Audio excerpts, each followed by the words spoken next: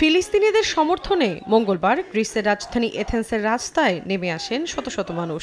এদিন দেশটির পার্লামেন্টের সামনে ইসরায়েল বিরোধী স্লোগান দেন তারা। এ সময় তাদের ছত্রভঙ্গ করতে লাঠিচার্জ ও টিয়ারশেল ছোড়ে আইনশৃঙ্খলা বাহিনী। আন্দোলনকারীরাও চড়াও হন পুলিশের ওপর। এতে রণক্ষেত্রে পরিণত হয় পুরো এলাকা।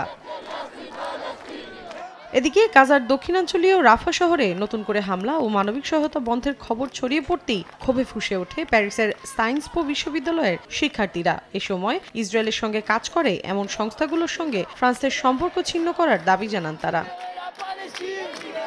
একই দিন নেদারল্যান্ডসের আমস্টারডাম বিশ্ববিদ্যালয়ে আন্দোলনকারীদের ক্যাম্প ভেঙে দেয় ডাচ পুলিশ। গ্রেফতার করা হয় প্রায় অর্ধশত বিক্ষোভকারীকে। অস্ট্রিয়ার ভিয়েনা বিশ্ববিদ্যালয়ের প্রধান ক্যাম্পাসে প্রায় ২০টি তাঁবু গেড়ে বসেন বিক্ষোভকারীরা। ফিলিস্তিনিদের সমর্থনে শান্তিপূর্ণ অবস্থান নেন তারা।